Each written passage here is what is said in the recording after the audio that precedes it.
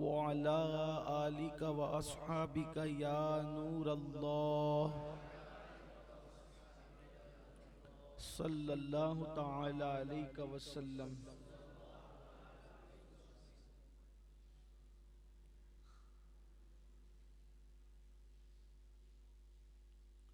फुसहा अरब के बड़े बड़े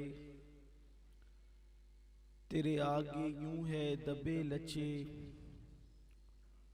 कोई जाने मुंह में ज़बां नहीं, नहीं बल्कि जिस्म में जान नहीं।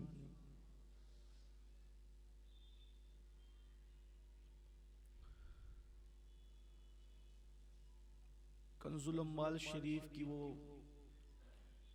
तवील हदीस जिसका मफ़हूम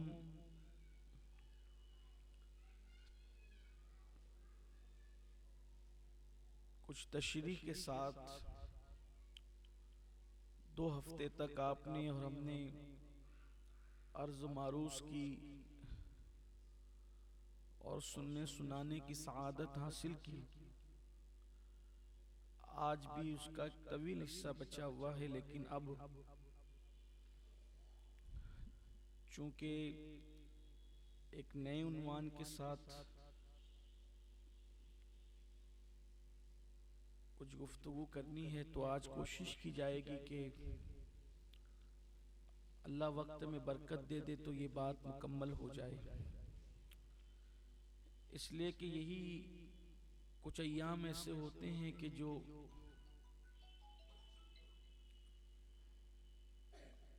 आरास से या बुजुर्गों की तवारीख से खाली होते हैं। तो इन दिनों हम कुछ अनावीन आपके सामने पेश कर देते हैं, वरना फिर अभी जमादिल आखिर के आखिरी हफ्ते से फिर वो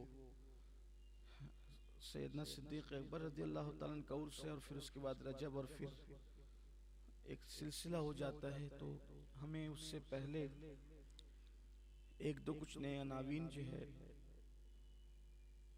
उस पर कुछ गुफ्तगू कर लेनी है, ताकि हमारी मालूमात में इजाफा हो जाए और अल्लाह हमारे लिए शरह सद्र के असबाब पैदा फरमाए। वही रिवायत जो इमाम मुस्तग़फ़री ने शेख मिस्री से जो सुनी थी और जिसे आप और हम हदीस खालिद इब्न वलीद रदियल्लाहु ताला अन्हु के नाम से जान रहे हैं, उस पर जो है वो गुफ्तगू हो रही है। और गुज़िश्ता हफ्ते हमारी गुफ्तगू का इख्तिताम इस बात पर हुआ था कि उन्होंने पूछा था कि या रसूल अल्लाह सल्लल्लाहु अलैहि वसल्लम, ये फिर वहां से जुड़ने के लिए सिर्फ एक इशारा, आप इस हदीस खालिद बिन वलीद में, हालांकि आप सुन चुके कि शेख मिस्री ने इमाम मुस्तग़फ़री को जब ये हदीस सुनाई तो पहले 1 साल तक रोजे रखवाए कि भाई 1 साल रोजे रखो फिर हम बताएंगे। और उन्होंने ज़ौक़ था उनका कि 1 साल उन्होंने रोजे रखे भी और फिर वो हदीस सुनाई गई।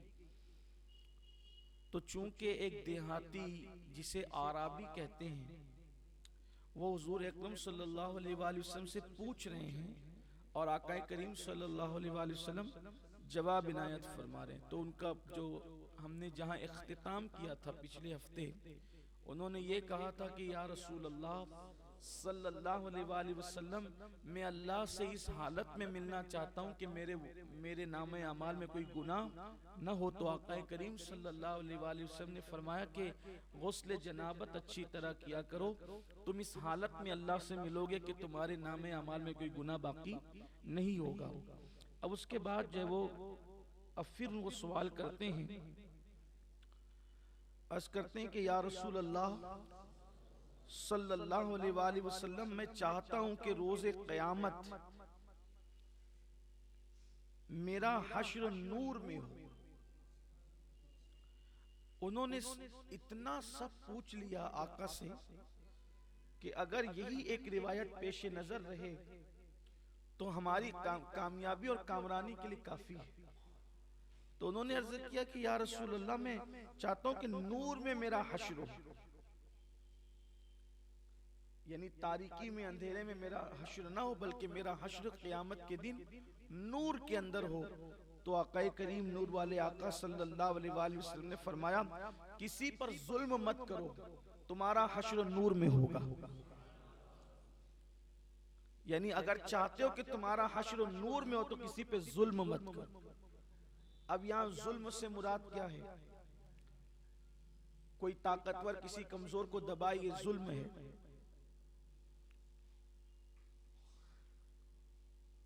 कोई बड़ा किसी छोटा, अगर किसी चीज का वो हकदार है उसको ना दे, उसका हक मार ले, तो ये जुल्म है। इसी तरह जो बंदा जिस इज्जत के लायक हो, आप उसको वो इज्जत ना दे, तो ये भी जुल्म। बल्कि जुल्म की तारीफ मुख्तसर में ये बयान कर दी गई कि किसी को उसके मनसब से हटाकर उसको उससे नीचे के दर्जे पे लाके रख देने का नाम जुल्म है। तब यहां एक और खास बात कि जब कोई किसी पे जुल्म करे तो उसका हश्र नूर में नहीं होगा। तो जो लोग खुद अपने आप पे जुल्म करे तो उनका हश्र नूर में कैसे हो सकता है? और अपने आप पे जुल्म क्या है? गुनाह करना ही अपने आप पे जुल्म है, क्योंकि जब गुनाह करोगे तो यही गुनाह तुम्हें जहन्नम में ले जाएंगे। यानी खुद को जहन्नमी बना रहे हो और अपने आप को जहन्नमी बना रहे हो, तो ये अपने आप पे जुल्म है। और अल्लाह को जुल्म पसंद नहीं। किसी को अल्लाह हुकूमत दे, ताकत दे, मनसब दे, इख्तिदार दे। आमतौर पे ऐसा होता है कि मोहल्लों के अंदर भी कुछ लोग होते हैं जिनकी चलती है तो वो दूसरों पे जुल्म करते हैं, दबा करके रखते हैं। लेकिन जुल्म की रात बहुत तवील नहीं होती, एक न एक दिन जुल्म की रात खत्म हो करके रहती है और अदल का सवेरा तुलू होता है। और ये भी खास बात है कि जब कोई बंदा जुल्म करता है तो वो जुल्म तो कर लेता है ताकत के बल पे, लेकिन उसके दिल को सुकून नहीं होता। जालिम हमेशा बेचैन होता है, जालिम हमेशा बेकरार होता है। मिसाल के तौर पर आप देखें कि आजकल जुल्म तो कर रहे हैं लेकिन खुद चैन से नहीं, अलग अलग अंदाज से उनके चेहरे बताते हैं कि वो किस तरह मुजमहिल है, वो मुस्तरीब है, वो ये उनका जुल्म है। और वो वाकया कितना खूबसूरत है कि सैयदना फारूक आजम रज़ी अल्लाह ताला एक मर्तबा एक दरख्त के नीचे बकरियां चराते हुए हाथ का तकिया लगा करके सो रहे थे और एलची आया रोम का, और इस तरह सोते देखा तो उसने कत्ल करने की कोशिश भी की। वो वाकया आपको पता है और आप जानते हैं, उसको दोहराना नहीं चाहता, सिर्फ इशारा दे के गुजरना चाहता हूँ कि वो रोम का एलची आया। उसने सोचा कि जिसके नाम से कैसरो किसरा के ताजदार कांपते हो वो अकेला इस तरीके से सो रहा है, तो उठाई तलवार के उनको कत्ल कर दे, शहीद कर दी। जैसी करवट बदली तो चेहरे की हैबत से तलवार गिर गई उसके हाथ से। आपने पूछा कौन हो? तो कहा कि मैं एलची हूं। बात हुई तो उसने पूछा कि हमारे ताजदार बड़ी सिक्योरिटी में भी चैन से सो नहीं पाते, वो बेचैन रहते हैं, आप अकेले इतने चैन से सो रहे हैं। जो आपका जवाब था वो बहुत तारीखी जवाब है। आपने फरमाया जो जुल्म नहीं करता उस पर जुल्म नहीं किया जाता, जो जुल्म नहीं करता उस पर जुल्म नहीं किया जाता। तो मेरे आका सल्लल्लाहु अलैहि वसल्लम ने फरमाया जुल्म मत करो, तुम्हारा हश्र नूर में होगा। इसी तरह औरतों पे भी जुल्म मत करो, तुम्हारे मातहत जो लोग नौकरी करते उन पे भी जुल्म मत करो, जुल्म मत करो, इसलिए कि अल्लाह को जुल्म पसंद नहीं है।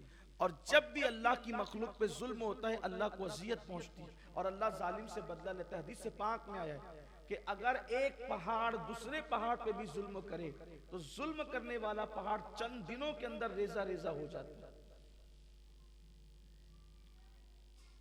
फिर उन्होंने पूछा कि या रसूल अल्लाह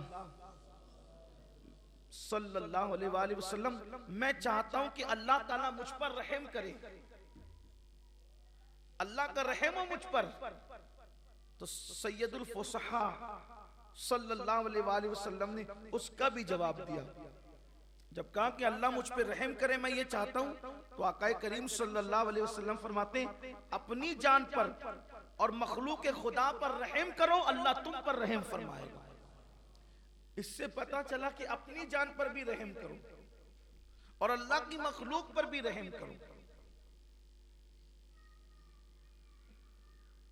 यहां सिर्फ इंसान का जिक्र नहीं किया, बल्कि फरमाया अल्लाह की मखलूक, अपने आप पे भी रहम करो और अल्लाह की मखलूक पर भी रहम करो। अब अपने आप पर रहम क्या है कि तुम्हारे जिस्म का भी तुम पर हक है। जब नींद आए तो सो जाया करो, नींद आए तो मुशक्कत में मत पड़ो, जागते मत रहो, सो जाओ। हत्ता कि यहां तक फरमाया कि अगर नफिल नमाजें पढ़ रहे हो और नींद आ गई तो उस वक्त तो तुम्हारे लिए अफजल है कि अब तुम नफिल नमाज न पढ़ो, सो जाओ। फिर इसी तरीके से भूख लगे तो खाना खाओ। भूखे रहना इबादत है, लेकिन इतने भूखे मत रहो कि वो भूख तुम्हारे लिए नुकसानदेह साबित हो। रहम करो अपने आप पर। इसी तरह से बीमार पड़ो तो इलाज करो, अपनी बीमारी का इलाज कराओ। यानी ऐसे नहीं कि अल्लाह अच्छा कर देगा, बेशक अल्लाह अच्छा करेगा, लेकिन उसने इलाज भी पैदा किया, दवा भी पैदा की। बल्कि फुकाहा ने लिखा है कि कोई बंदा बीमार पड़ा और उसने इलाज नहीं कराया और मर गया तो वो गुनहगार हो सकता है। इसलिए अपनी बीमारी का इलाज करो। और एक बात ये भी कहूँ आपको, इस्लाम ये भी बताता है कि बीमारी का इलाज कराने के लिए हर किसी के पास मत जाओ। जो बीमारी के इलाज करने में माहिर होते हैं उनके पास जाओ, ताकि तुम्हें सही तौर पर तुम्हारा इलाज हो सके। आजकल लोग जो है वो बीमार पड़ते हैं तो वो अपनी मर्जी चलाते हैं, वो कुछ का कुछ करते हैं। और वो कुछ मुफ्त के जो जैसे होटल के जैसे मुफ्ती है, वैसे होटल के हकीम भी है। जो होटल वाले मुफ्ती है ना कि वो आता जाता कुछ नहीं और होटल में बैठे बैठे फतवा देते हैं, तो ऐसे होटली हकीम भी है कि वो बैठे बैठे नुस्खे बताते हैं। अब आप मुझे बताएं कि लोगों की तबीयत जुदा जुदा है, तो एक ही नुस्खा किसी को फायदा पहुंचाता है और किसी को नुकसान पहुंचाता है, ये खास ख्याल रखना। इसीलिए हर काम हर बंदे को करने का हुक्म नहीं दिया गया। हर काम, अभी एक हमारे जमात के बहुत बड़े आलिम इंतकाल हो गया उनका, और इंतकाल का सबब हिजामा कराना हो। वो कहीं गए, मानने वालों ने कहा कि हिजामा करा ले, हिजामा सुन्नत है, और हिजामा कराने के लिए उस हजाम के पास लेके गए। अब यही कहूंगा उसको, और क्या। हालांकि हजाम भी तो अच्छा हिजामा करता है, वो खुदा जाने क्या था, वो करना नहीं जानता था, बस वो यूट्यूब पर देख करके उसने करना शुरू किया, और किया तो इतना ज्यादा कमर का, यानी ऐसे मकाम से वो खून निकाल लिया कि फिर वो जगह पे कैंसर हो गया, और वही सबब बना उनकी मौत का। हिजामा करने वालों को पता होता है खून कहां से निकालना चाहिए और कितना निकालना चाहिए। बल्कि हिजामा की तारीखें भी मुकर्रर है सुन्नत में, वो जब जी में आ रहे हैं तब करा रहे हैं, और जिस तरह आ रहे हैं तब करा रहे हैं, तो कभी ये नुकसानदेह साबित हो सकता है।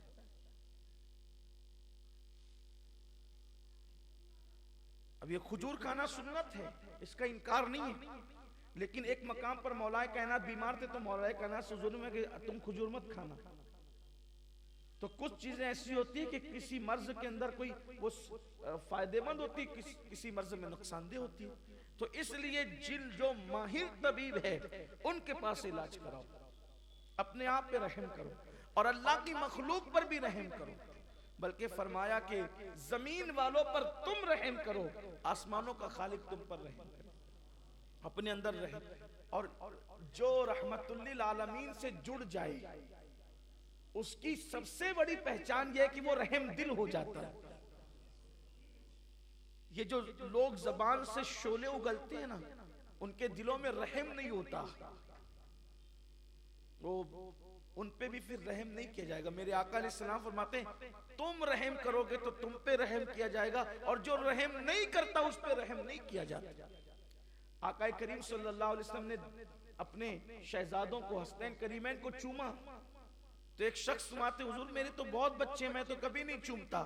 तो आका करीम सल्लल्लाहु अलैहि वसल्लम ने फरमाया जो रहम नहीं करता उस पर रहम नहीं किया जाता। कुत्तों पर भी रहम करो, चूंटियों पर भी रहम करो, रहम की बहुत बरकत है। और रहम दिल बनो, बल्कि मेरे आका सल्लल्लाहु अलैहि वसल्लम का यह भी फरमान है कि जिसको नरम दिली मिल जाए उसको अल्लाह की रहमत से बहुत बड़ा हिस्सा नसीब हो गया। आजकल कुछ लोग सोचते हैं ना कि मेरा रोब होना चाहिए। रोब तल्ख गुफ्तगू से नहीं होता, रोब बेरहमी से नहीं होता। मोहब्बतों की जंजीर जिस कदर इंसान को मुअद्दब करती है उतनी कोई जंजीर इंसान को मुअद्दब नहीं करती।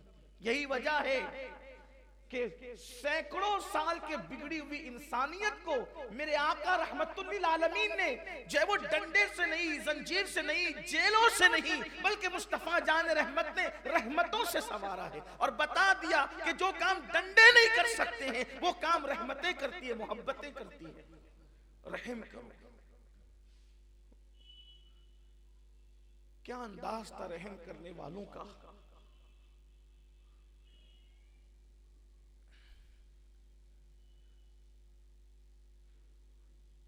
जब मिस्र फतह करने के लिए सहाबे किराम गए, यही एक वाक़या रहम पर बयान करना चाहता हूं और फिर आगे बढ़ेंगे। चूंकि मैंने कहा कि आज हदीस मुकम्मल कर दी जाए। मिस्र फतह करने के लिए बहुत तवज्जो से सुनना और अल्लाह करे कि अल्लाह में अमल की तौफीक दे। सिर्फ दिल बहलाने के लिए मत सुनना, अमल की खातिर। और फिर देखना जब दिल में रहम करोगे, अल्लाह की मखलूक पर रहम करोगे, अल्लाह की तरफ से फिर इनामात की बारिश कैसे होती है। सहाबा किराम मिस्र फतह करने के लिए गए तो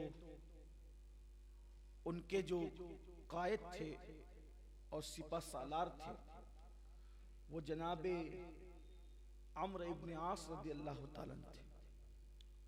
बड़े अजीम और जलीलुल क़द्र सहाबा में से ये,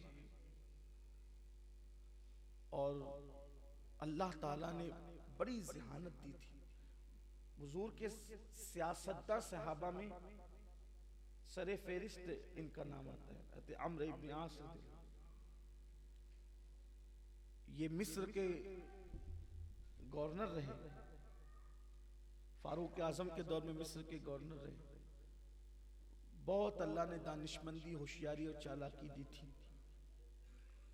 तो जब मिस्र फतह करने के लिए गए तो वहां जंग के लिए खैमे लगाए गए, क्योंकि सिपा तो दिन में मैदान में जंग करेगी, रात के वक्त तो सिपाहियों को अपने खैमों में आराम करना आकर।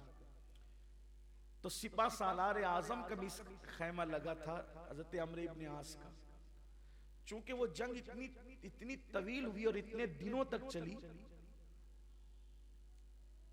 कि एक कबूतरी ने उस खैमे के अंदर अपना घोंसला बना दिया। अब घोंसला बना दिया तो उसने अंडे भी दे दिए उसमें। तो जब वो जंग खत्म हो गई और जंग जीत गए सहाबा, तो हुक्म हुआ कि अब अपने अपने खैमे उखाड़ लो और चलो। तो अम्र इब्न आस ने फरमाया कि सबके खैमे उखाड़ दिए जाएं, मेरा खैमा नहीं उखड़ेगा, इसलिए कि जितनी रकम इस खैमे पर मुसलमानों के माल की, बैतुल माल की लगी है, वो रकम मैं अदा कर देता हूँ, लेकिन ये खैमा यहीं रहने दो। लोगों ने पूछा क्यों? तो कहा कबूतरी ने अपना घोंसला बनाया है और अंडे दे दिए हैं, अब अगर खैमा उखाड़ोगे तो उसका घोंसला भी टूट जाएगा, इसलिए ये खैमा यहीं रहने जाए ताकि उसका घोंसला ना टूटे। जरा तवज्जो करें, हम नबी या रहमत के गुलामों को तवज्जो करना चाहिए। एक कबूतरी के घोंसले के लिए आपने जो है, एक कबूतरी के घोंसले के लिए आपने पूरा खैमा, उसकी रकम अदा की और उसको रहने दिया, और फिर वो छोड़ के चले गए। खुदा का करना ये अदा उनकी अल्लाह को इतनी पसंद आई कि जहां वो खैमा कबूतरी के लिए छोड़ा था, घोंसले के लिए, वहीं पर शहर बसा और उस शहर का नाम शहर खैमा रखा गया, खैमे के नाम पे रखा गया। आज भी वो शहर जो है वो आबाद है। ये रहम था कबूतरी। जब कबूतरी पर रहम का ये आलम है तो इंसानों पर रहम का आलम क्या? आजकल तो एक इंसान दूसरे इंसान को गुलाम बनाने की कोशिश करता है। एक मर्तबा इन्हीं अम्र इब्न आस के बेटे ने किसी मुसलमान को मारा और ये कंप्लेन फारूक आजम तक आई, तो फारूक आजम का तारीखी जुमला था। जुमले बड़े शानदार हैं इन लोगों के, कोई इस तरफ तवज्जो करे, अकवाल बड़े जबरदस्त हैं। ऐसा लगता है कि जैसे कूजे में समुंदर नहीं है, कूजे में, बल्कि कूजे के अंदर कई समुंदर जमा कर, समुंदरों को कूजे में जमा, समुंदर नहीं समुंदरों को कूजे में जमा किया। जिस वक्त हज़रत अम्र इब्न आस के बेटे ने किसी को मारा तो उस वक्त फारूक आजम ने कहा था, माओ ने अपने बच्चों को आजाद पैदा किया है, तुमने कब से गुलाम बना लिया। कोई मुसलमान किसी का गुलाम नहीं है, मुसलमान सब आपस में भाई भाई, इन्नमल मुमिनूना इख्वा। तो रहम करो अल्लाह की मखलूक पर, और जो अल्लाह की मखलूक पर रहम करे फिर उन बंदों की शान, इसलिए कि कभी कभी हजारों साल की नफिल इबादतें उस मकाम पर नहीं पहुंचाती जहां पर अल्लाह की मखलूक पर रहम करना पहुंचा देता है। जैसा कि वो मशहूर वाकया, वो नचनिया और रक्कासा जिसने कुत्ते को पानी पिलाया, रहम किया, अल्लाह की मखलूक पे बख्शी गई।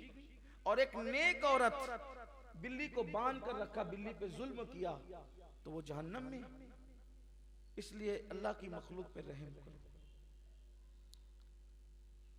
तो मेरे आका सल्लल्लाहु अलैहि वसल्लम ने फरमाया कि अगर तुम चाहते हो कि अल्लाह तुम पे रहम करे तो अल्लाह की मखलूक पे रहम करो। फिर उन्होंने पूछा, या रसूल अल्लाह, मैं गुनाहों में कमी चाहता हूं। वो अरबी पूछते हैं, मैं गुनाहों में कमी चाहता हूं कि मेरे गुनाह कम हो, मेरे गुनाह घटे, मेरे गुनाहों का खात्मा हो। तो आका करीम सल्लल्लाहु अलैहि वसल्लम ने फरमाया, इस्तिगफार की कसरत करो, तुम्हारे गुनाह खत्म हो जाएंगे। इस्तिगफार पढ़ते रहो, अल्लाह की बात, अस्तगफिरुल्लाह अस्तगफिरुल्लाह अस्तगफिरुल्लाह। इस्तिगफार की बात याद आई है तो मुझे एक बहुत जबरदस्त इस्तिगफार याद आया। काम है 2 मिनट का, लेकिन फायदा है लाखों साल से ज्यादा का। एक इस्तिगफार ऐसा है कि हुजूर अलैहिस्सलाम ने फरमाया कि अगर ये इस्तिगफार एक दिन में कोई सिर्फ 25 मरतबा पढ़े, कितनी मरतबा? सिर्फ 25 मरतबा, अल्लाह दुनिया ही में जीते जी उसका शुमार अब्दालों में फरमाएगा और कयामत के दिन उसको अब्दाल की हैसियत से उठाएगा। ये अब्दाल समझे ना आप कौन है? अब्दाल वो लोग हैं अल्लाह जिनकी बरकत से बारिश नाजिल करता है। अब्दाल वो लोग हैं जिनकी वजह से, जिनकी बरकत से जमीन से सब्जा उगता है। अब्दाल वो लोग हैं जिनकी बरकत से मुसीबतें दूर होती है और अब्दाल की दुआ कभी रद्द नहीं होती। तो हुजूर अकरम सल्लल्लाहु अलैहि वसल्लम फरमाते हैं, जो मोमिनों के लिए 25 मरतबा ये इस्तिगफार करे वो अब्दाल में शुमार होगा। अब्दाल विलायत की बड़ी किस्म है अब्दाल, हालांकि आसान, बहुत सस्ता सौदा है। और मेरे आका फरमाते हैं ये इस्तिगफार दिन में 25 मरतबा पढ़ने वाला अगर पहाड़ को अपनी जगह से हटने की दुआ करे तो अल्लाह पहाड़ को भी उसकी जगह से हटा देगा, उसकी दुआ कभी रद्द नहीं होगी। आसान इस्तिगफार भी है और पढ़ना 25 मरतबा 2 मिनट का काम। वो इस्तिगफार ये है, असल में तमाम मोमिनीन के लिए इस्तिगफार करने का हुक्म दिया गया।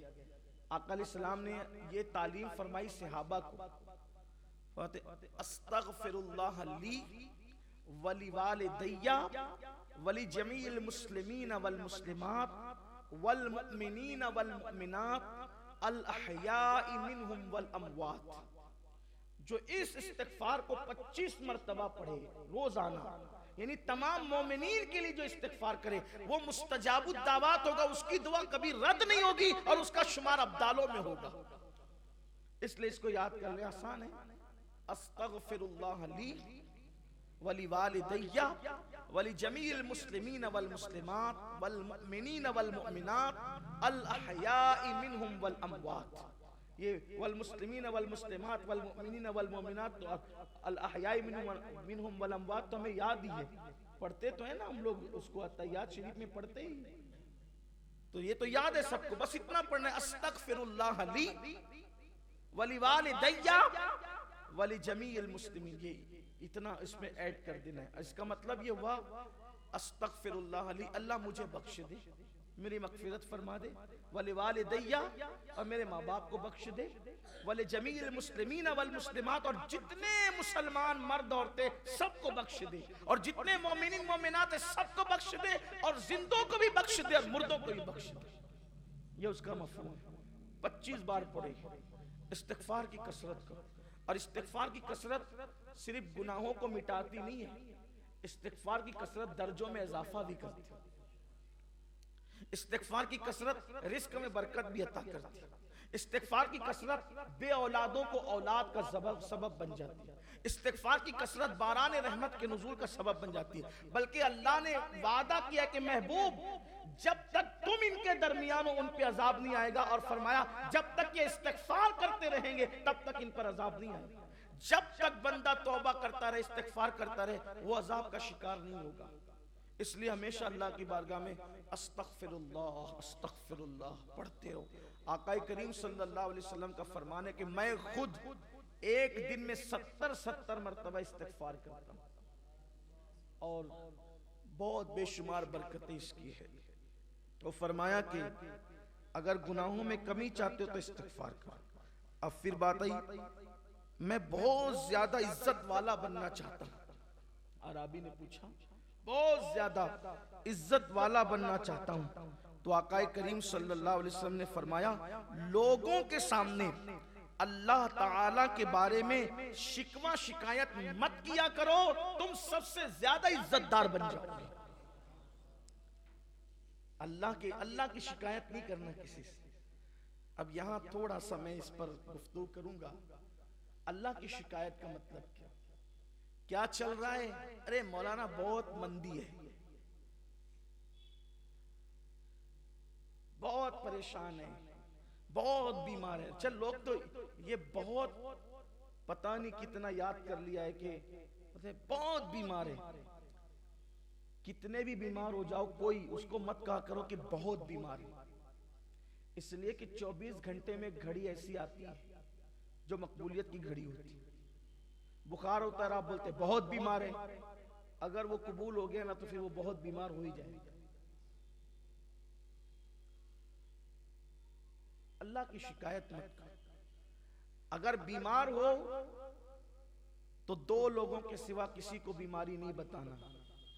बीमारी या तो तबीब को बताओ कि उससे दवा लो, या तो हबीब को बताओ कि उससे दुआ लो।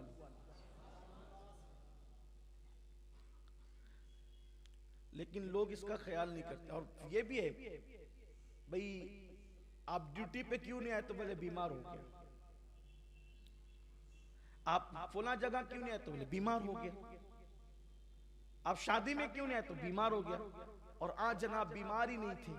तो जो बीमार ना हो और वो कहे मैं बीमार हूं, तो गोया उसने अल्लाह पर बोहतान बांधा, क्योंकि बीमारी तो अल्लाह देता है। तो अल्लाह ने बीमार नहीं किया, फिर भी वो कहता है कि मैं बीमार हूं। तो कहा कि अब तू ऐसी बीमारी में मुब्तला होगा जिसका कोई इलाज किसी तबीब और हकीम के पास नहीं होगा। इसलिए कभी झूठ मूठ का बीमार नहीं बनना। अगर औरतों तक भी बात पहुंची तो उनसे भी कहता हूं कि झूठ मूठ के बीमार नहीं बनना।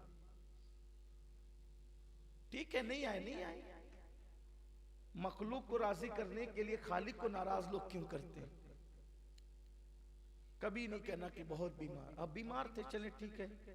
बल्कि हमारे बुजुर्गों ने तो क्या अपने आप को बचाया है शिकवे शिकायत से। एक बुजुर्ग थे, अल्लाह के वली थे। एक दिन उन्होंने उनकी बीवी को कहा कि मैं तुम्हें तलाक देना चाहता हूं।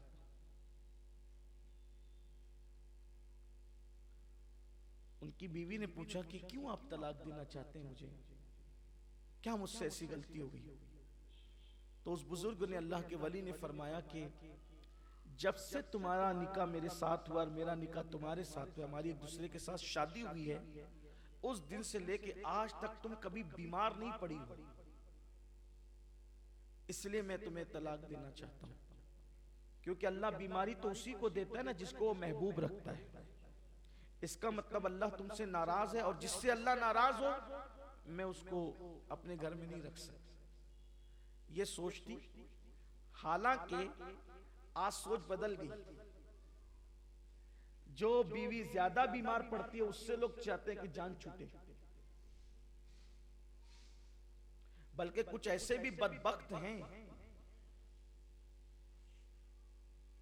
कि जब तक बीवी अच्छी होगी उससे काम कराते रहेंगे, बीमार पड़ जाएंगे, तेरे मैके चले जा, जरा वहां से इलाज करा के। कुछ लोग आकर मुझसे भी मशवरा लेते हैं कि शादी थी तो अच्छी थी, अब वो शादी के बाद उसको सफेद दाग हो गया तो मैं क्या करूं। मैं कहता हूं कि अगर तुझे होता तो तू क्या करता। बीमारी किसी को भी हो सकती, तुझे होता तो क्या करता। उसकी किडनी फेल हो गई, अभी तो 6 महीने भी नहीं हुए शादी को। उन्होंने हमसे छुपाया था, ठीक है छुपाया था, उन्होंने कसूर किया, तब शादी के बंधन में बंध गए। अगर तुम्हें यह मर्द होता तो तुम क्या कर लेते। और देखने में आ रहा है, अगर मर्द को बीमारी हो औरत मुकम्मल वफा करती है, लेकिन अगर बीवी को बीमारी हो जाए तो फिर मुझे मर्द वफा करते नजर नहीं आते। फिर खैरियत भी नहीं पूछती, खर्चा भी देते तो मुंह फेर के फेंक करके देते। याद रखना, अल्लाह के यहां देर है, अंधेर नहीं है। अगर तुमने किसी की बीमारी की वजह से उसका इस्तेहसाल किया, उससे नफरत की, उसको ताने दिए, उसकी बीमारी का मजाक उड़ाया, तो जब तक के उससे बदतरीन हालात से कुदरत तुम्हें नहीं गुजारेगी उस वक्त तक मौत नहीं आएगी।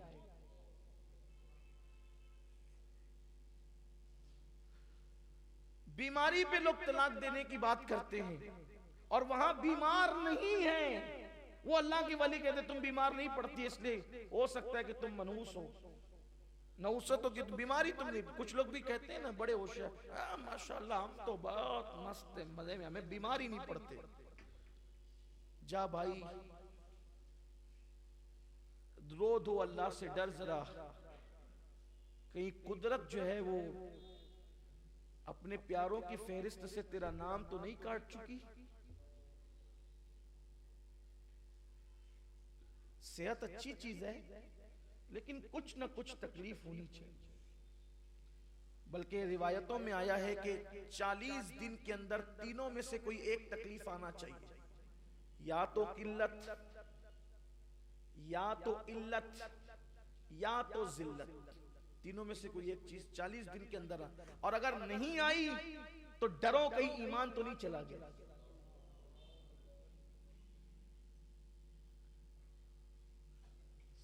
सर दर्द हो, बुखार आ जाए, बुखार तो बड़े मजे की चीज है, और सर दर्द भी।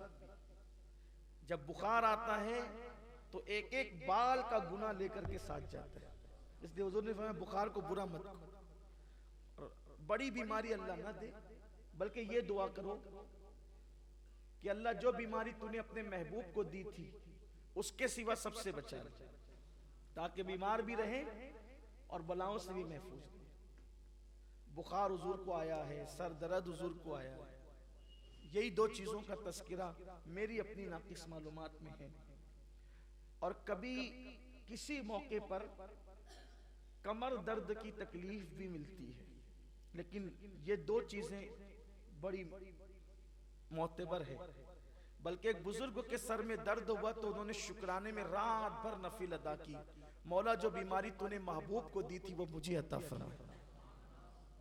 तो 40 दिन में तीनों में से कोई एक चीज आए, क्या?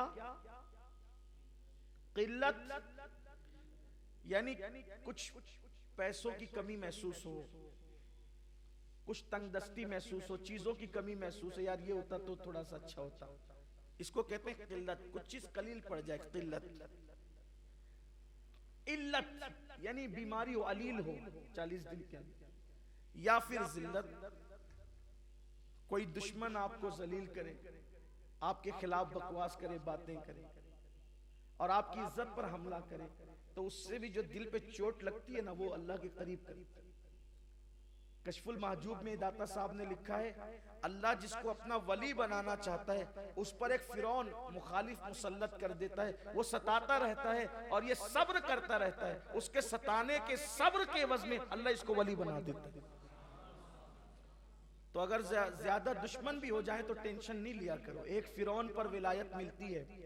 अगर 25-50 फिरौन मुसल्लत हो जाएं और फिर वो फेसबुक की आप आए, अगर आप पर मुसल्लत हो जाए, अगर यूट्यूब पर, और फिर लोग आपके खिलाफ बोलें, तो आपको यार की मर्जी है, फिर यार की मर्जी है। हाँ, अपनी क्या औकात है। तो अगर आपके खिलाफ कोई ऐसा हो तो आप कभी परेशान नहीं होना, बल्कि बुजुर्गान दिन तो हंसते थे। एक जगह ऐसे ही हुआ ना कि एक दीवाना जा रहा था, किसी ने दूध गरम गरम, बारिश हुई थी। जब बारिश हो जाए ना तो दो चीजें बड़ी अच्छी लगती हैं, या तो गरम दूध या तो गरम चाय।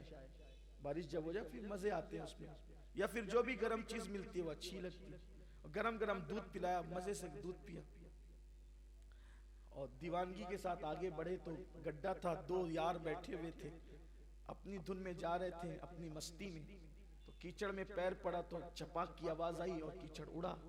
तो जो दो यार आपस में बैठे हुए थे, एक के कपड़ों पे चला गया, दूसरा उठ करके आया, तमाचा लगाया। उन्होंने आसमान की तरफ देखा, तेरी भी शान है, कहीं दूध पिलाता है, कहीं तमाचे खिलवाता है, कहीं दूध पिलवाता है, कहीं तमाचे, उसकी शान है। और मैं तो कहता हूं अपने मामलात अल्लाह को सौंप दो, फायदे ही फायदे, फायदे ही फायदे।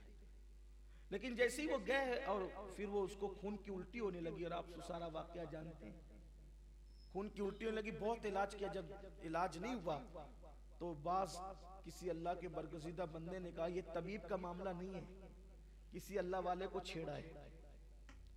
पता चला कि अल्लाह वालों को छेड़ने का अंजाम अच्छा है।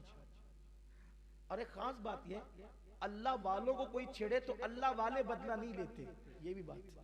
अल्लाह वालों की पहचान है कि उनके अंदर इंतकाम का जज्बा नहीं होता, वो लड़ाई झगड़े वाले लोग नहीं होते। इसलिए कि जब वो अल्लाह के हो जाते, यार के हो जाते, वो तो मार खाने में भी शुक्र करते, तेरा शुक्र है, तू ना चाहता तो कोई क्या मारता। ये है उनका हाल, यानी कि वो रजा बर कज़ा, अल्लाह के हर अम्र पर वो राजी हैं। उसने कुछ नहीं कहा, उस अल्लाह वाले ने कुछ नहीं कहा, कुछ नहीं कहा। बल्कि मौलाए कायनात को जब शहीद किया गया तो आपके जुमले क्या थे? शहीद करने वाले को जानते थे, लेकिन आज जुमला ये था शहादत के, जुमला ये था शहादत के। आज भी शहादत गाह पे वो जुमला लिखा हुआ है, फुज़्तु बिरब्बिल काबा, रब्बे काबा की कसम में कामयाब हो गया। रब्बे काबा की, इमाम हुसैन का जुमला भी जब आप जमीन पर आए ना घोड़े से, एक फुज़्तु बिरब्बिल काबा में, रब्बे काबा की कसम कामयाब हो गया। मारने वालों के लिए कोई बद्दुआ कुछ नहीं, इसलिए कि ये तो सबब बने ना शहादत का इंतकाम तो कुदरत लेगी, हम तो कामयाब चले। इसलिए कोई गाली दे, कोई झगड़ा करे, कोई जलील करे, कोई मुखालिफत करे, तो हम कामयाब हो गए। इसलिए कि वो अपनी आखिरत खराब करके हमारी आखिरत बना गया। बहुत बेसब्रे ना हुआ करो, लेकिन इसके लिए बहुत ज़र्फ चाहिए, बहुत आसान नहीं है ये मंजिल।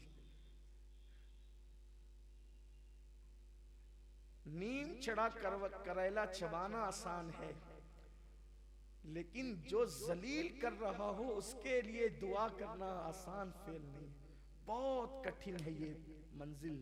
बल्कि हज़रत अमीर खुसरो का मिसरा बार बार, बहुत कठिन है डगरपन घटकी, आसान नहीं। और जो इस मंजिल पर फाइज हो गया फिर वो अल्लाह वाला बन गया। तो जब उसको खून की उल्टियां होने लगी और जब इलाज में कहा ये तबीब का काम नहीं, किसी अल्लाह वाले को छेड़ा है, जब कहा कि यार यहाँ वो उसको मारा था ना, तो उसने आसमान की तरफ रुक करके कुछ कहा था, उसी ने बद्दुआ दी थी, चलो पकड़ो उसको। ढूंढते हुए तो वो दीवाना चल रहा था, कभी माफ कर दो, आपने आसमान की तरफ दुआ देखकर कुछ बद्दुआ कहा, मैंने कोई बद्दुआ नहीं की, मैंने तो अपने यार से शिकायत नहीं की, इतना यार की। देखो कोई और होता तो क्या मार खिलवा दिया मौला, अस्तगफिरुल्लाह। कुछ लोग यहाँ मैयत होती है तो माज़अल्लाह अल्लाह को हमारे ही घर मिला था, कुफ्र है। कुछ लोग तो मैयत में रोते रोते अल्लाह को गालियां देते हैं। कुछ लोग बड़े बुड्ढों को देख करके मैयत में कहते हैं ये कैसे, अल्लाह इसको भूल गया, अल्लाह मियां इसको भूल गया, इसको जवान को उठा लिया। तो क्या लोग हैं। अरे उसकी जान गई तो गई, तेरा ईमान भी गया। अल्लाह को गालियां मत दो, अल्लाह की शिकायत मत करो, राजी रहो। ये यकीन कर लो अल्लाह के हर फेल में हिकमत है। गौस्पा को किसी ने कहा कि आपका जहाज डूब गया जो तिजारत लेकर आ रहा था, कहा अल्हम्दुलिल्लाह।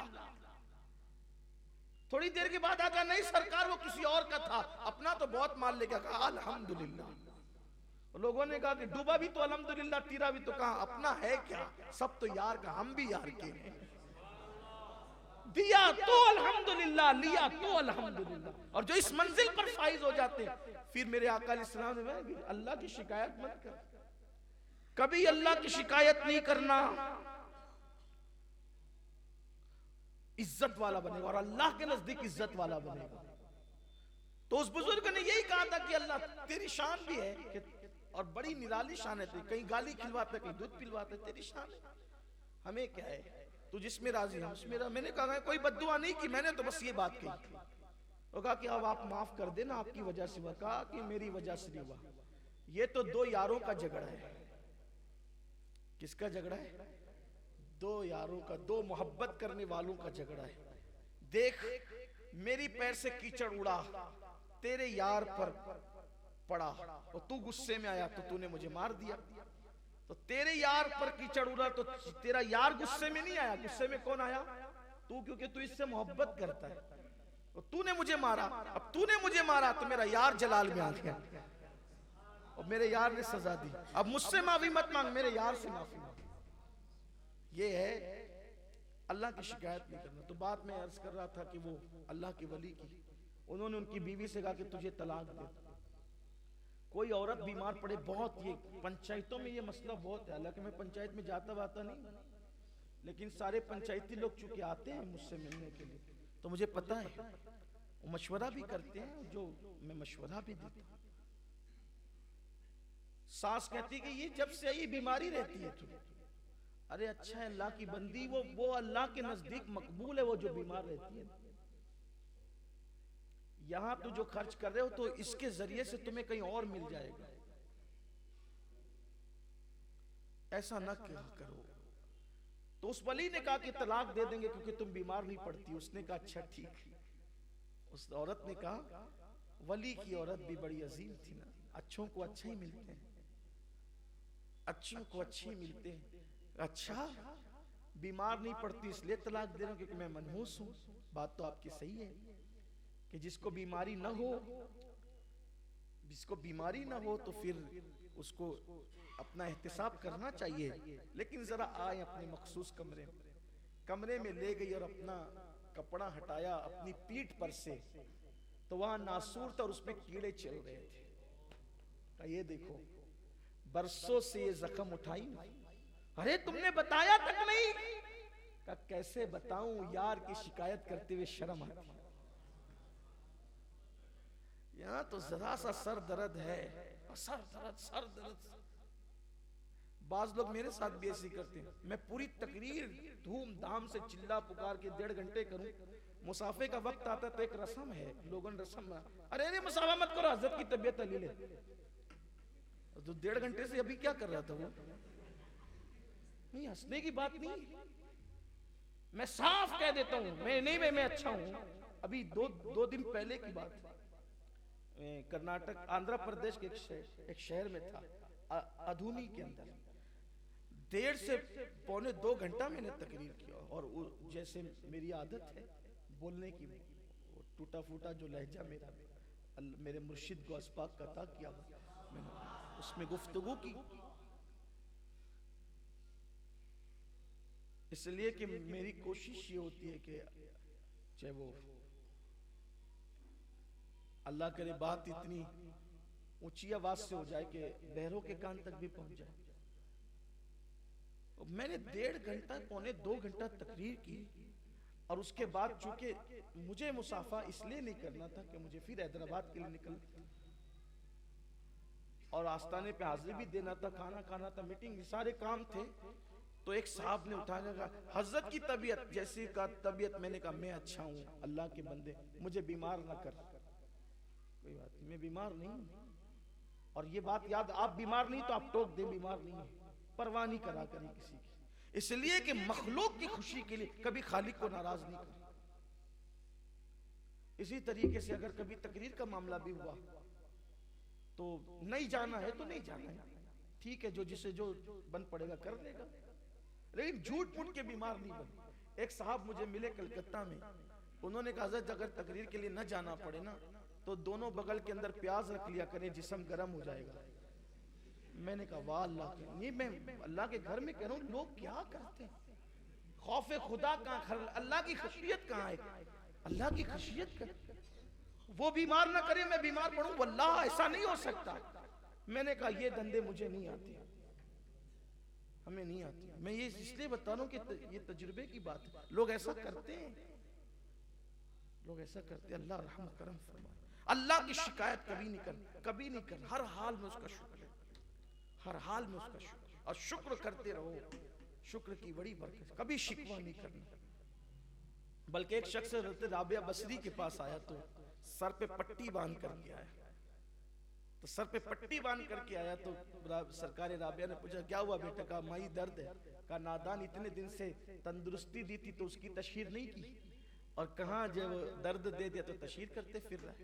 ऐसा नहीं होना चाहिए। हाँ, इस नियत से कि कोई आपके लिए शिफा की दुआ कर दे तो आप इस नियत से किसी को अपनी बीमारी बता सकते, इलाज कर दे बता सकते, लेकिन ये कि मैं बीमार हूं, मैं बीमार हूं, मैं बीमार हूं, ये तशहीर नहीं चाहिए, इससे अल्लाह की शिकायत होती। तो फरमाया कि अगर इज्जतदार बनना चाहता है और बहुत इज्जतदार बनना चाहता है, अल्लाह की शिकायत छोड़। फिर उन्होंने पूछा रिस्क में कुशादगी चाहता हूं, साफ पूछ लिया पूछने वाले ने, रिस्क में कुशादगी चाहता हूं। कुर्बान, मेरे आका ने क्या तरीका बताया है, रिस्क में कुशादगी चाहता हूं। फरमाया हमेशा बावुजू रहो, अल्लाह तुम्हारे रिस्क में बरकत अता, कुशादगी अता करे। आदत बनाओ अपनी बावुजू रहने की, इसलिए कि जो बावुजू रहता है फरिश्तों को उसका दोस्त बना दिया जाए। जो बावुजू रहता है जब वो मरेगा तो शोहदा की फेरिस्त में उसका नाम लिख दिया जाए। बावुजू रहने क्या दिया, बावुजू रहो, और बावुजू रहने की बहुत बरकत है। जो बावुजू रहता है उसके दिल में गुनाह की नफरत पैदा होती है और नेकियों की मोहब्बत पैदा होती है। और एक सबसे बड़ी बात, ये तो उन्वान के तहत है कि जो बावुजू रहे रिस्क में बरकत होगी, बहुत फजीलत है। एक फजीलत ये भी है, जो बावुजू रहता है वो अल्लाह के किले में महफूज रहता है। अब बताएं, जो अल्लाह के किले में महफूज हो, जो अल्लाह के किले में महफूज हो, उसका कौन क्या बिगाड़ सकता है। इसलिए बावुजू रहने की आदत बने। कुछ लोगों की आदत ये होती है कि अगर इस्तिंजा वगैरह कर लिया, अगर कोई देख रहा है तो वुजू कर लेंगे, और अकेले होंगे तो वो हो जाएगा। हालांकि कोई फर्ज वाजिब नहीं हमेशा बावुजू रहना, ये तकवे की बात है, कामयाबी की बात है, इसकी बरकतें नसीब हमेशा बावुजू रहो, बहुत बरकतें हैं। लेकिन अब उसकी तरफ मैं नहीं जाता। फिर अर्ज किया, बड़ा जबरदस्त सवाल है, सवाल तो सभी थे जबरदस्त, लेकिन ये बड़ा खास है। कहते हैं कि या रसूल अल्लाह, मैं अल्लाह और उसके रसूल का महबूब बनना चाहता हूँ, मकाम महबूबियत चाहता हूं मैं कि अल्लाह उसके रसूल का महबूब बन जाऊं। तो मेरे आका ने फरमाया, अगर अल्लाह रसूल का महबूब बनना चाहता है तो जो चीजें अल्लाह और उसके रसूल को महबूब है तू भी उससे मोहब्बत कर, और जिस चीज को अल्लाह उसके रसूल ने नापसंद किया तू उन चीजों को नापसंद कर। अल्लाह का भी महबूब बनेगा, रसूलुल्लाह का भी महबूब बनेगा। जिस चीज से हुजूर ने प्यार कर लिया तुम भी प्यार कर। अब यहाँ बहुत खास बात करने चला हूं, अगर दिलो दिमाग हाजिर है, तीन गुफ्तगू तकरीरें हो गई इसी हदीस पर, लेकिन कुछ याद रहे या ना रहे, ये मेरी बात याद रख लेना और गांठ मान लेना जिंदगी भर। आका ने क्या फरमाया, अल्लाह रसूल का महबूब है, अगर अल्लाह रसूल का महबूब बनना है तो क्या करना पड़ेगा, जिससे अल्लाह उसके रसूल मोहब्बत करते हैं, तू भी मोहब्बत कर। तो क्या हो जाएगा, तू महबूब खुदा भी होगा और महबूब मुस्तफ़ा जान रहमत भी होगा। किस वजह से? जिससे अल्लाह रसूल मोहब्बत करते हैं उससे तू भी मोहब्बत कर। ठीक? कुर्बान रसूलुल्लाह पूरी पूरी रात किसके लिए मगफिरत की दुआ करती रहे? हुजूर की उम्मत के लिए। और अल्लाह अपने बंदों से कितना प्यार करता है? 70 माओं से ज्यादा। और आका फरमाते कि अल्लाह रसूल का महबूब बनना है तो करना क्या है? जिससे अल्लाह रसूल मोहब्बत करते, तू भी उससे मोहब्बत कर, तू महबूब हो जाएगा। अब पता चला हुजूर की उम्मत से मोहब्बत करो, अल्लाह के बंदों से मोहब्बत करो, अल्लाह रसूल तुम्हें अपना महबूब बना ले। लेकिन यहां तो है ही नहीं, जबान कुछ दिल कुछ, सीने मिलते हैं, हाथ मिलते हैं, लेकिन दिल नहीं मिलते। एक दूसरे को भाई भाई कहा जाता है, लेकिन दिलों में वही नफरत, वही अदावत, वही बुग़्ज़, वही हसद।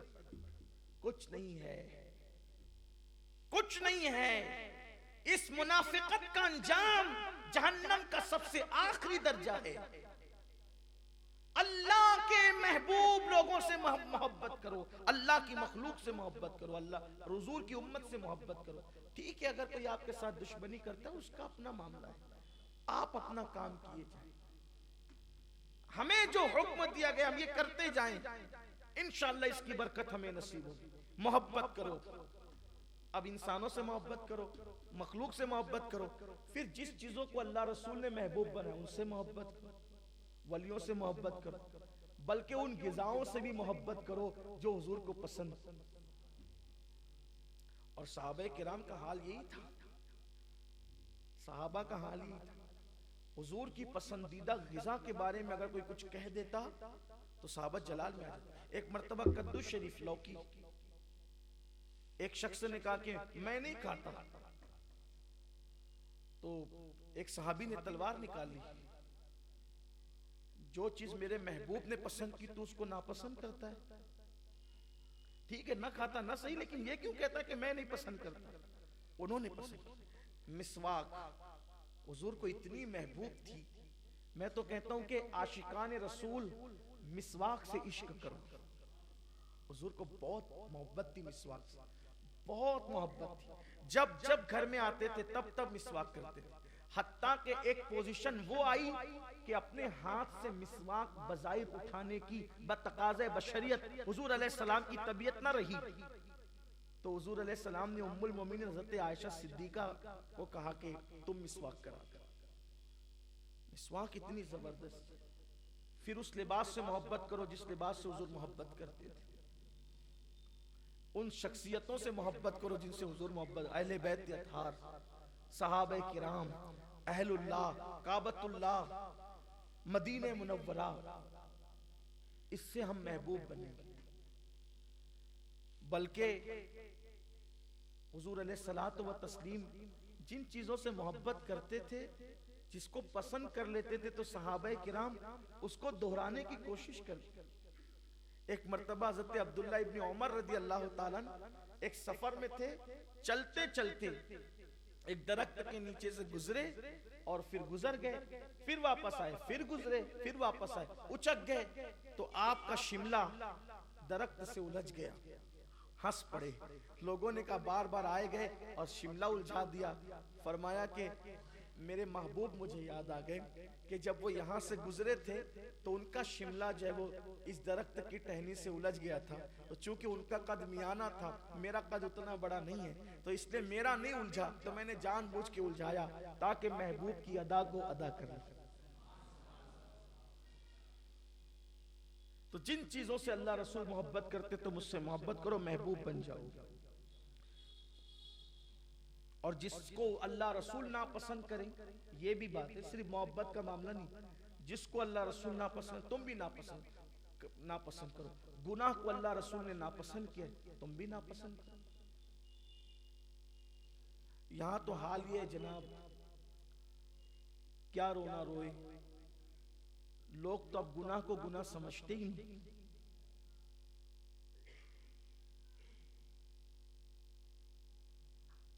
दो फेस हो गए लोगों के, दो चेहरे हो गए।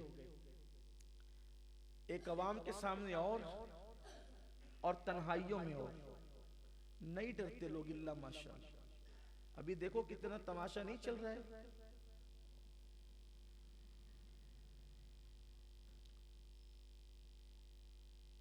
कि सेहत कम करने के, बल्कि सेहत नहीं बल्कि मोटापा कम करने के नाम पर जो दवाइयां फरोख्त हो रही है, तो उसके एजेंट लोग मीटिंग करते तो वह नाचते।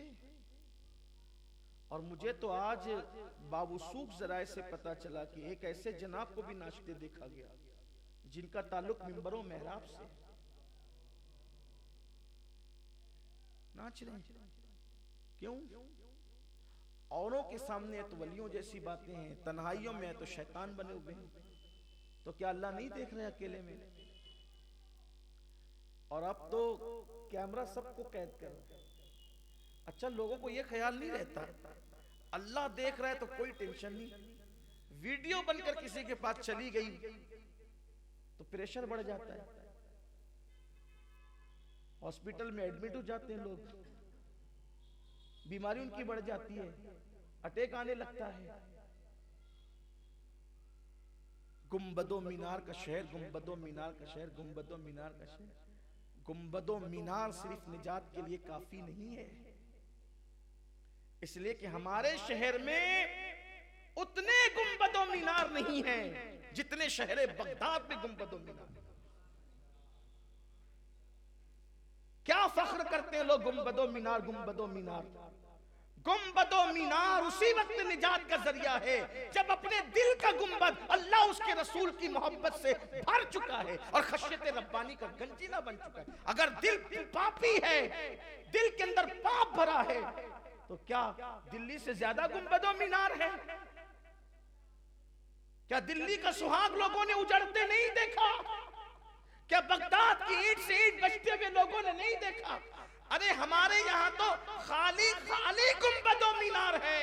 इराक में तो गुंबदो मीनार भी थे और उन गुंबदों के नीचे सोने वाले अंबिया हैं, सहाबा हैं, औलिया हैं। और औलिया में भी गौसे आजम जैसा वली, मारूफ करकी जैसा वली, इमाम हुसैन जैसी शख्सियत, मौला अली जैसी हस्ती। लेकिन इराक वाले गुंबदों में तो थे, मगर गुंबद वालों के नक्शे कदम पर नहीं थे। कुदरत ने उन्हें भीख मांगने पे मजबूर कर दिया। क्या गुंबदो मीनार, गुंबदो मीनार की बात करते? दिल के गुंबद को जरा सवारो और सर के मीनार को जरा दुरुस्त करो, तब कहीं जाकर के कोई बात कर। नाच नाच ठीक है, आप दवा बेचते रहिए, आप जो करते रहिए, लेकिन आप औरतों को नचा रहे हैं। और कितनी बेहयाई, मुसलमान बच्चियां नाच रही, दाढ़ी वाले नाच रहे, क्या मुंह दिखाएंगे अल्लाह तबारक व तआला। बल्कि मैं तो लोगों से कहता हूं यार, नाचने वालों कम से कम अपनी हैसियत तो देखो। शरीफ लोग नहीं नाचते, बल्कि एक मुहक्किक की तहकीक है इस पर, जानवरों में जो नीच जात के जानवर है वो नाचते हैं, जानवरों में भी जो आला जानवर है वो नहीं नाचते। सर्कस में आपने नाचते देखा होगा बंदर को, भालू को, कभी शेर को नाचते नहीं देखा। सर्कस, हालांकि सर्कस का शेर जंगली शेर की तरह नहीं है। जंगल के शेर की बात ही अलग है। सर्कस के शेर की मिसाल ऐसे ही है जैसे कोई गुलाम,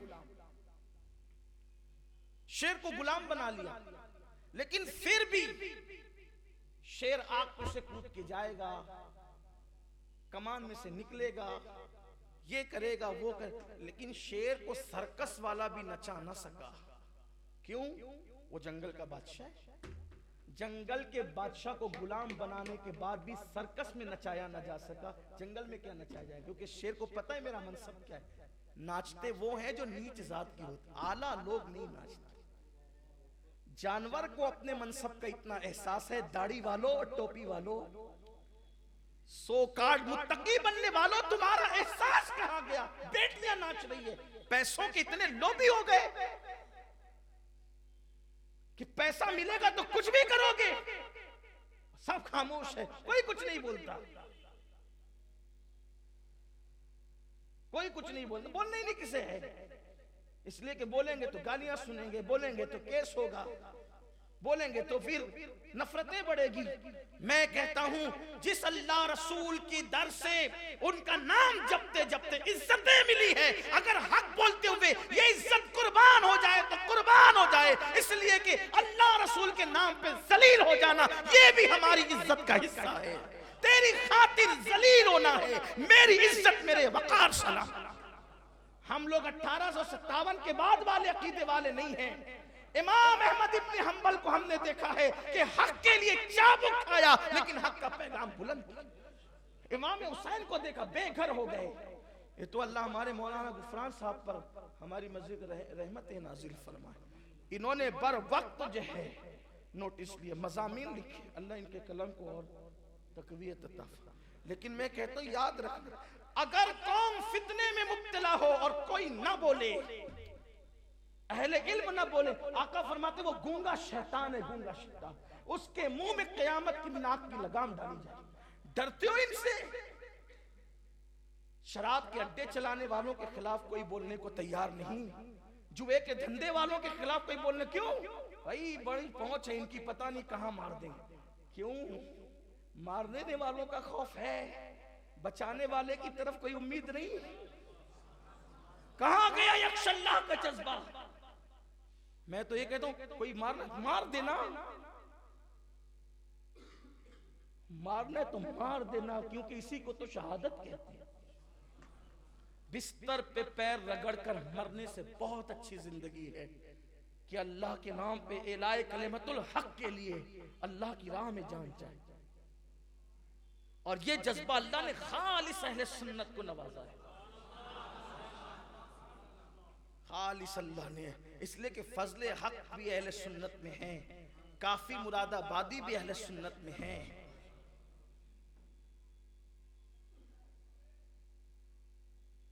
और इन लोगों ने ये जज्बा घर से नहीं लाया, ये तो करबला से लाया। और आपसे कहता हूं हम क्या कर रहे हैं? जो होता है बस सब देख रहे हैं, और वो व्हाट्सएप पर बस फैलाए जा रहे हैं। औरतें बार में जा रही है, आपका काम कितना रह गया? जो आया उसको फॉरवर्ड करो। तुम क्या करोगे? फॉरवर्ड करने के लिए हो, रोकना नहीं चाहते।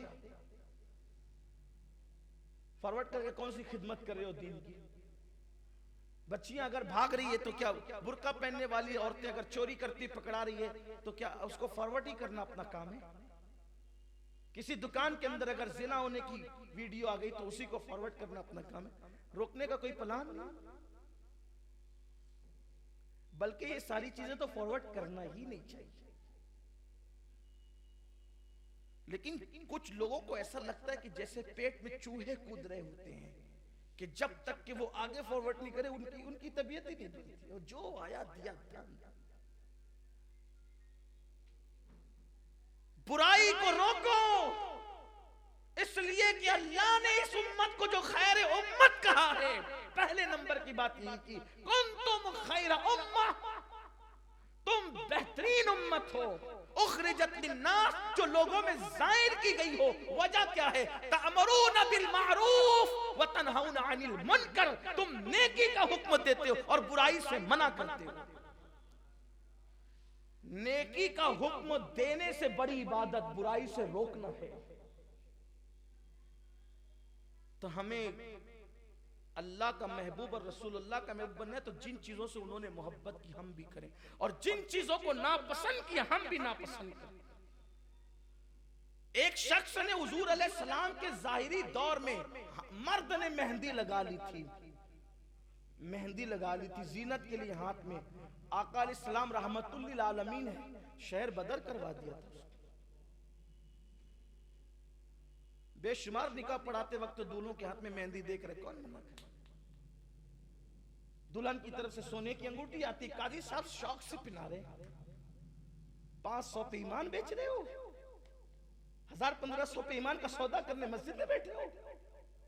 तोफ है, अल्लाह रज़्ज़ाक़ है, रज़्ज़ाक़। सेठ साहब का मुंह देखकर गुस्ताख रसूल का जनाजा पढ़ा रहे हो। कुछ तो ख्याल करो, अल्लाह को मुंह दिखाना है। अल्लाह को अल्लाह को मुंह दिखाना। मस्जिद के अंदर आ जाए बारात, खुश अकीदा की हो, बद अकीदा की हो, मुहिब की हो, गुस्ताख की हो, 1500 2000 पता नहीं कितना मिलता है, खुदा जाने, सबको पढ़ा रहे हैं। जनाजा भी पढ़ाए जा रहे हैं, बद अकीदों का और निकाह भी पढ़ाए, कोई फिक्र नहीं। गुस्ताख के निकाह का बंधन आप बांधने जाएंगे, मियां आपका टूट सकता है। तीतर बटेरे सब एक करो, अकबर के दीन इलाही की तजदीद करो, और रिंद के रिंद रहे हाथ से जन्नत न गई। अल्लाह रसूल ने जिस चीज को नापसंद किया, अकेले रह जाओ लेकिन हक पर रहो। हजरत इमाम आली मकाम के बारे में बहुत अच्छे दो मिसरे किसी ने कहे, जब भी कभी जमीर का सौदा हो दोस्तों, कायम रहो हुसैन के इनकार की तरह, चाहे फिर 72 रहे। लेकिन हमने तो 2 कानून बना दिए, गरीबों के लिए अलग है, मालदारों के लिए।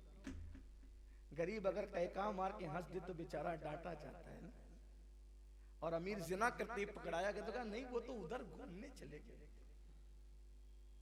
ये सूरत है। सूरतें बदल जाती है मौत के बाद, सूरतें पहचान में नहीं आती। अल्लाह ने जिस मनसब पर रखा है हक बात कर, जब तक हक नहीं बोलोगे हक तक नहीं पहुंच सकते। बस इतना है कि हक बोलने का लहजा अच्छा हो, लहजा अच्छा हो। मेरे मुर्शिद हुजूर गौस पाक जब कहते थे, बगदाद में सब लाई लपेटी चापलूसी चलती थी, जब गौस पाक आए तो वक्त के खलीफा कहते थे, ओ मुल्हिद सीधे रहे वरना मैं कातिल हूं। अगर तूने अल्लाह की शरीयत को नाफिज नहीं किया बगदाद में तो मैं तुझे भी कत्ल कर दूंगा। हिम्मत नहीं होती थी कुछ भी, फरमाते थे मैं जमीन पलट दूंगा। और जब खिताब करते थे तो लोगों से कहते ओ हराम खोरो, हराम खाने वालों, दिन भर हलाल रोजी से रुके रहते हो रोजे में और इफ्तार हराम से करते हो, खून से करते हो। ये लहजा था गौस पाक का। और फरमाते थे कि मैं इसी लहजे में बोलता हूं क्योंकि मेरी परवरिश इसी लहजे में हुई। लेकिन चूंकि वो गौस पाक थे, अब किसी को ये लहजा जेब नहीं देता, उसके लिए वो भी तो होना चाहिए ना कि कभी जिंदगी में झूठ नहीं बोला और कभी हराम नहीं खाया। 40 दिनार पहले दिन लुटा दिए सिर्फ सच की खातिर। अब यहाँ झूठ बोल करके खुद ही अपनी जात के लिए सब जमा करते रहे, कारखाने साइजिंग बनाते रहे झूठ बोल बोल कर, और उसके बाद फिर कहे नहीं जा हम तो सच बोलेंगे और यही लहजा होगा हमारा भी। तो जरा उस लहजे के लिए फिर वहां तक रिसाई, लहजा थोड़ा नरम, आवाज ऊंची हो कोई बात नहीं, लेकिन लहजा थोड़ा, अल्फाज कुछ नरम। तो अल्लाह रसूल ने जिस चीज को नापसंद किया उसको नापसंद। देखो सारे झगड़े किसी की जात के किसी की जात से हो सकते हैं, लेकिन मसलक का इख्तिलाफ खालिस रसूलुल्लाह की जात को लेकर, इसलिए मसलक के मामले में कभी समझौता नहीं करना। और कितने ही मीठे बनो, जो रसूलुल्लाह की नापसंद को पसंद करने लगे फिर न यहां इज्जत मिलती है न वहां इज्जत। हक कड़वा होता है लेकिन लोग उसको देर से मानते हैं और मानते ही रहते हैं। चलें अब एक एक जुमला पढ़ देता हूं उसकी, अब उसकी कोई तशरीह नहीं करता क्योंकि जो टाइम था उससे 10 मिनट और ज्यादा हो गए, इसलिए कि आपको हर हफ्ता भी आना होता है, आप ये ना कहें कि गुफ्तगू लंबी हो जाती है। पूछा कि या रसूल अल्लाह, अल्लाह की नाराजगी से बचना चाहता हूं, अमान चाहता हूं अल्लाह की नाराजगी से। फरमाया किसी पर अपनी जात के लिए गुस्सा मत करना, अगर तू अपनी जात के लिए गुस्सा छोड़ दे तो अल्लाह तुझ पे नाराज नहीं होगा फिर कभी। अल्लाह ने हजरत इब्राहिम अलैहिस्सलाम से कहा इब्राहिम मैंने तुझे खलील क्यों बनाया पता है? बहुत सारी वजूहात में से एक वजह यह है कि तू कभी बगैर मेहमान के खाना नहीं खाता और अपनी जात के लिए कभी गुस्से में नहीं आता। जात के लिए गुस्सा नहीं, गुस्सा अगर होगा अल हुब्बु फिल्लाह वल बुग़्ज़ु फिल्लाह, मोहब्बत अल्लाह के लिए दुश्मनी भी अल्लाह। गुस्सा अल्लाह के लिए, अपनी जात के लिए नहीं। लोगों को जात के लिए गुस्सा आता है, अल्लाह के लिए नहीं आता। हैरत मुझे इस बात पे होती है कि हम लोगों को ज्यादातर मसलक की बात से मना करने वाले या मालदार लोग हैं या सियासी लोग हैं। मत बोला करो मौलाना, कुछ मसलक की बात मत बोले, एक बुराई हो जाती है। और जब यही सब लोग इलेक्शन लड़ते हैं तो तहतुस सरा से निकाल निकाल के लाते हैं एक दूसरे के बारे में, तो उस वक्त तो आपको बुराई नहीं लगती। इलेक्शन में हराने के लिए अगर आप किसी की बुराई करें तो वो फिर बड़ी इबादत हो गई। और अगर हम ईमान बचाने के लिए किसी की बुराई बयान कर दें तो अगर नहीं नहीं ये बुराई नहीं, वो आपको ज़ेबा नहीं देता। अगर चोर को चोर ना कहें तो फिर क्या कहें, पत्थर को पत्थर ना कहें तो क्या कहें, डाकू को डाकू ना कहें तो फिर क्या कहें, मर्द को मर्द ना कहें, औरत को औरत ना कहें तो फिर क्या कहें। बुराई ये है कि कोई बुरा ना हो और हम जबरदस्ती उसकी बुराई बयान करें। ईमान और अकीदा बचाने के लिए बातें की जाएगी, लोगों को यह बताया जाएगा कि जिसने रसूलुल्लाह की बेअदबी की, जो हुजूर के बारे में खुश अकीदा नहीं है, उसको समधी बनाना हराम है। वहां बेटी देना भी हराम है, वहां से बेटी देना भी हराम है। लेकिन ये तो आप गरीबों के लिए करोगे ना, मालदार के वहां तो जाके भी पगड़ी बांधो के बहुत अच्छा काम किया आपने, बेटी दे दिया आपने, गुस्ताख रसूल, बहुत अच्छा। नीचे से भी डंडे पड़ेंगे और ऊपर से भी डंडे। क्या समझते हो, घर की जागीर बना रखा है दिन को, साइकिल का हैंडल बना रखा है दिन, जिधर चाहोगे उधर फेर लोगे। गौस पाक की चौखट के सगाने बेहुनर हैं लेकिन अभी मौजूद है, बोलते रहेंगे, छोड़ेंगे नहीं। और अपनी जात के लिए नहीं बोलेंगे, वल्लाह रसूलुल्लाह की खुशी की खातिर। हम तो नहीं चाहते। एक जनाब मेरे पास आए, कहा कि अनिका आपको पढ़ाना थे मेरे बचपन से करीबी, गुलशन रजा में मैं बचपन से तबलीग, जब स्कूल पढ़ता था जब से तबलीग, बल्कि ऊपर कुर्ता और नीचे पैंट पहनकर जब मैं स्कूल जाता था तब से तबलीग करता, गुलशन रजा। और वहां के लोग अक्सर मेरे साथ ऐसे हैं जैसे फैमिली मेंबर। बल्कि कभी ऐसा भी होता था कि वो मस्जिद खोलने और बंद करने की जिम्मेदारी मेरी थी, नहीं बनी थी, बस्ती भी कम थी वहां, हीरा पन्ना कॉलोनी शायद अभी तामीरी मराहिल पर थी उस वक्त की बात। लोगों से ताल्लुक बड़े अच्छे थे। अब मेरी आदत है, मैं जहां जाता हूं कोशिश करता हूं कि अल्लाह के बंदों से ताल्लुक अच्छे रखें। एक साहब थे हजरत हकीम गुलाम रसूल कादरी रहमतुल्लाह, जानते हैं आप हकीम गुलाम रसूल कादरी? आप कब्रिस्तान में, आशिक कब्रिस्तान में दाखिल होंगे, पहला मजार जो बड़ा आपको नजर आता है, बड़े बुजुर्ग थे। हजरत जियाउद्दीन कुतुब मदीना के खलीफा थे वो हमारे शहर में। कुतुब मदीना खलीफा हैं आला हजरत के और हुजूर अशरफी मियां के, ये दोनों के खलीफा हैं। और कुतुब मदीना के खलीफा थे सूफी ये हकीम गुलाम रसूल कादरी रहमतुल्लाह, उनके बड़े करीबी मुरीद थे, उनसे हमारी बड़े ताल्लुकात थे। बड़े ताल्लुकात मतलब ये कि मैं गुलशन रजा में एहतिकाफ करूं तो वो बड़ी खिदमत करते थे, बहुत बेतकल्लुफी थी। वहां वालों से अक्सर है भी, अब भी वो मेरे पास है कि शेख साहब आपको निकाह पढ़ाना है, क्योंकि जो लोग जान पहचान के होते तो वो कहते हैं निकाह पढ़ाना। मैंने कहा ठीक, मैं आ जाऊंगा इंशाल्लाह। मैंने कहा यार अच्छे ठीक ठाक सुन्नी आदमी है, बड़े मजबूत सुन्नी, तो थोड़ा सा उन्होंने फिर जो है ना वो कुछ रुस्तमी बगाड़नी चाहिए। कहा कि माशाअल्लाह आपको तो झंडा गाड़ना है चल के। कहा कौन सा झंडा गाड़ना? बोले कि उधर से ला रहा हूं लड़की और अपने ला करके अपने बना लेंगे। मैंने कहा मेरी तारीख खाली ना। फिर इंतकाल तक वो मुझसे नाराज रहे, मैंने कोई परवाह नहीं, मरे दम तक वो मुझसे नाराज, मैंने कोई परवाह नहीं। मेरा अल्लाह मुझसे राजी रहे मेरे लिए काफी है, मेरे रसूल। अब मैं कहता हूँ एक ही फिक्र में जीव, अल्लाह रसूल राजी। मना कर दिया, मना कर दिया, नहीं बिल्कुल नहीं। इसलिए कि हमें जन्नत किसी मालदार से नहीं लेना, हमें जन्नत अल्लाह रसूल से। और आपसे भी कहता हूं, अगर हुजूर की मोहब्बत है, बहन का, बेटी का, घर का, किसी फर्द का रिश्ता का, जो हुआ सो हुआ, जिसने जो किया वो भरेगा। लेकिन आप रिश्ता करते वक्त देखें हुजूर का वफादार है या हुजूर का गद्दार है, इसका ख्याल करना। और जरूर लोगों को ये बातें कड़वी लगती है, लगा करें, लेकिन जो हुजूर की बेअदबी करे, देखो मैं किसी का नाम नहीं ले रहा हूं, लेकिन जो हुजूर की बेअदबी करे, चाहे किसी टाइटल से जीता हो, बेटी को जिंदगी भर बिठा लेना कभी रिश्ता नहीं करना।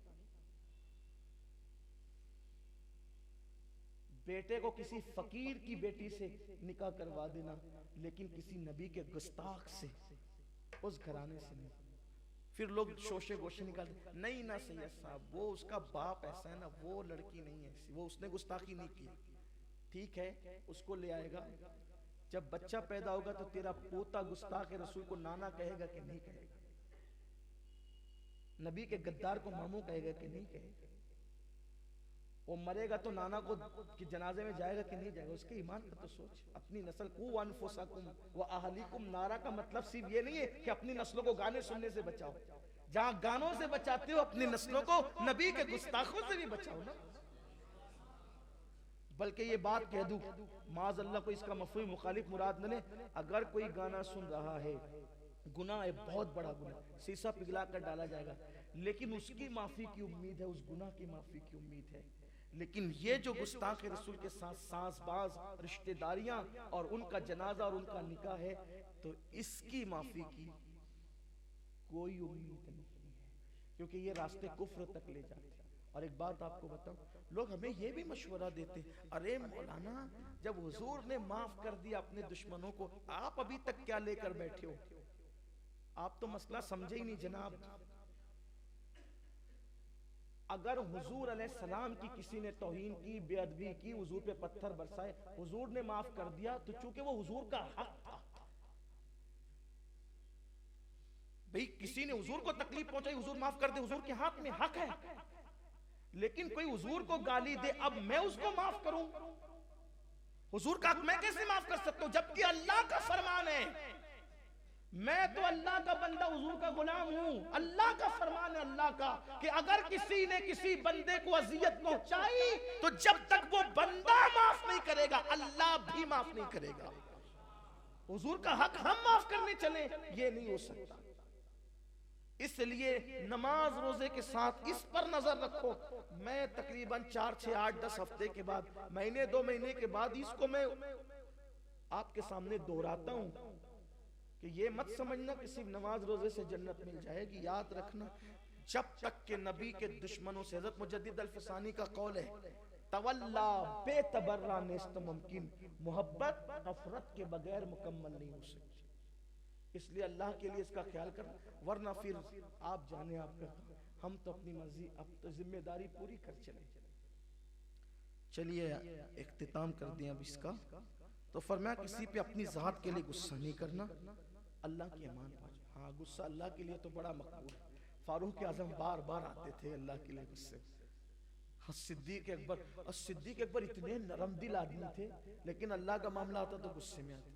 एक को तो ऐसी बोली कि बुखारी में उसका लफ्जी तर्जुमा आज तक न किया जा सका। और अगर मैं वो बोल दूं जो उन्होंने बोली, हालांकि साहबा का इमाम, उठ के भाग जाओ जो उन्होंने बोली, और पता चले कि क्या गुस्सा आया होगा सिद्दीक अकबर को कि ऐसी बोली कि अब वो बोली भी कोई बोलने के लिए 50 बार सोचता है क्या बोला। वो देख लेना बुखारी शरीफ में जाके बता देंगे आपको, जरा वहां जाके पढ़ लेना, तब पता चलता है कि नबी के लिए गुस्सा करने वालों। एक मर्तबा तो थर थराते हुए हुजूर के पास आए, आस्तीन चढ़ी हुई थी। हुजूर ने कहा ये क्या है? कहा हुजूर वो मेरा बाप है ना, उसको मार गया, अबू कुहाफा को, उसके मुंह पे मारा, वो गिर गया। और अब इसलिए आया कि उसने आपके खिलाफ जुमले कहे, तो इजाजत दिया तो उसको कत्ल कर दूं, या फिर आप दुआ करें कि वो भी आपसे मोहब्बत करने लगे। तो हुजूर तो कहाँ नफरत की बात करते, कहा जा अल्लाह उसको भी मोहब्बत की तौफीक। अल्लाह ने उनके वालिद को ईमान की दौलत अता की, इसीलिए सिद्दीक अकबर के वालिद भी सहाबी, सिद्दीक अकबर भी सहाबी, सिद्दीक अकबर के बेटे भी सहाबी, सिद्दीक अकबर के पोते और नवासे भी सहाबी, सिद्दीक अकबर की 4 पुश्त सहाबी। अल्लाह के लिए गुस्सा, जात के लिए नहीं करें। फिर अर्ज किया दुआओं की कबूलियत चाहता हूं कि दुआ मेरी हर दुआ कबूल हो। फरमाया हराम से बचो, तुम्हारी हर दुआ कबूल होगी। हलाल खाओ, हलाल रोजी खाओ। फिर अर्ज किया चाहता हूं कि अल्लाह मुझे लोगों के सामने रुसवा ना करे। अल्लाह के सामने अल्लाह अज़्ज़ व जल मुझे लोगों के सामने कभी रुसवा और जलील ना करे। फरमाया अपनी शर्मगाह की हिफाजत कर, लोगों के सामने तो कभी रुसवा नहीं होगा। फिर अर्ज किया चाहता हूं कि अल्लाह मेरी पर्दापोशी करे। सरकार ने फरमाया तू अल्लाह के बंदों के ऐबों को छुपा, अल्लाह तेरे ऐबों को छुपाएगा। बहुत तेजी से चलने खत्म करने के लिए फिर अर्ज करते हैं या रसूल अल्लाह सल्लल्लाहु अलैहि वसल्लम, कौन सी चीज गुनाहों को मिटा सकती है? कौन सी चीज गुनाहों को मिटा सकती है? तो आका ने फरमाया आंसू, अल्लाह के खौफ से निकलने वाले आंसू, आजिजी और बीमारी, ये तीन चीजें ऐसी हैं जो इंसान के गुनाहों को मिटा देती है। फिर अर्ज किया या रसूल अल्लाह, कौन सी नेकी अल्लाह के नजदीक सबसे अफजल है? कौन सी नेकी अल्लाह के नजदीक सबसे अफजल है? आका फरमाते हैं अच्छे अखलाक, तवाज़ो यानी इनकिसारी और मुसीबतों पे सब्र करना और अल्लाह की रजा में राजी रहना, ये चीजें अल्लाह के नजदीक सबसे अफजल चीज है। यानी अच्छे अखलाक से पेश आओ, आजिजी करो, इनकिसारी करो, तवाज़ो से पेश आओ, मुसीबतों पे सब्र करो, तकदीर पे राजी रहो। फिर अर्ज किया या रसूल अल्लाह, सबसे बड़ी बुराई क्या है? सबसे बड़ी बुराई क्या है? और कौन सी बुराई अल्लाह अज़्ज़ व जल के नजदीक सबसे बड़ी बुराई है? तो आका फरमाते हैं बुरे अखलाक और बखीली करना, यह अल्लाह के नजदीक सबसे बड़ी बुराई है। यानी बद अखलाकी करना और जो है वो बखील हो जाना, कंजूस हो जाना, ये सबसे बड़ी बुराई अल्लाह के नजदीक। फिर अर्ज किया आका अल्लाह के गजब को कौन सी चीज ठंडा कर देती है? तो आका फरमाते हैं चुपके चुपके सदका करना, दाएं हाथ से दे के बाएं हाथ को खबर ना हो, ये ऐसी चीज है जो अल्लाह के गजब को ठंडा कर देती है। अर्ज की या रसूल अल्लाह, कौन सी चीज दोजख की आग को बुझा देगी? ऐसा अमल बताएं जो दोजख की आग को बुझा दे। आका फरमाते हैं रोजे रखा करो, रोजा दोजख की आग को बुझा देगा। वो सहाबी ने ये सब सुना और सुनने के बाद कहते हैं या रसूल अल्लाह, अब मैं इसी पर अमल करूंगा, यानी अभी इन सब चीजों पे अमल करूंगा। अब जो इस पे अमल करे फिर उसे जन्नत की बशारत दे दी गई। अल्लाह ताला हम सबको तौफीक अता फरमाए। मैं यकीनन इस हदीस के साथ इंसाफ नहीं कर सका, वक्त का ख्याल था, तीसरी महफिल थी और आइंदा हफ्ते से नया उन्वान भी शुरू करना था, इसलिए मैंने एक एक इबारत पढ़ के गुफ्तगू को मुकम्मल कर दिया। अल्लाह से दुआ है अल्लाह हम सबको तौफीक अता फरमाए, दीन और सुन्नियत पे कायम रखें, गुफ्तगू के दरमियान कोई गलती हो तो अल्लाह माफ़ फरमाए। व मा अलैना इल्लल बलाग। अस्सलाम।